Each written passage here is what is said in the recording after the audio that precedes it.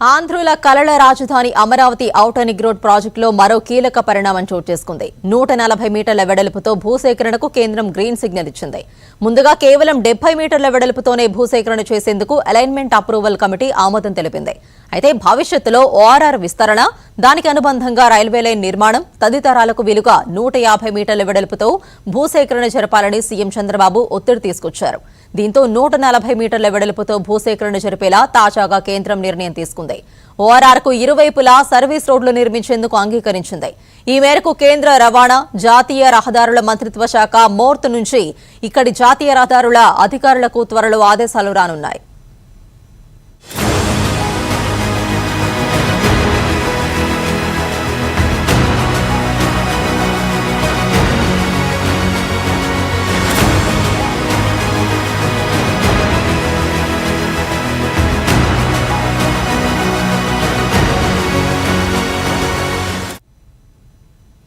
Amaravati ORR ప్రతిపాదనలోనే 150 మీటర్ల వెడల్పుతో భూసేకరణ జరపాలని 2018లో అప్పటి టీడీపీ ప్రభుత్వం స్పష్టంగా పేర్కొంది.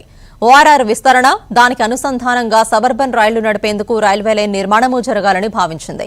ఇటీవల 189.4 కిలోమీటర్ల మేర 6 వరుసలతో ఓఆర్ఆర్ నిర్మాణానికి మోర్త్లోని అలైన్మెంట్ అప్రూవల్ కమిటీ ప్రాథమిక ఆమోదం తెలపగా అందులో 70 మీటర్ల వెడల్పుతో మాత్రమే భూమి సేకరించాలని పేర్కొంది.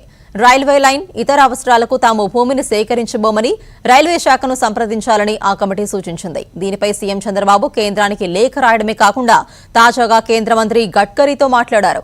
భవిష్యత్తులో ఓఆర్ఆర్ ను 10 వరుసలకు విస్తరించాల్సి ఉంటుందని, అప్పుడు భూమిని సేకరించాలంటే సవాళ్లు ఎదురవుతాయని వివరించారు. ఇవన్నీ దృష్టిలో ఉంచుకుని 150 మీటర్ల వెడల్పుతో ఇప్పుడే భూమిని సేకరించాలని చంద్రబాబు కోరారు. దీంతో 140 మీటర్ల వెడల్పుతో భూసేకరణకు గడ్కరీ అంగీకారం తెలిపారు.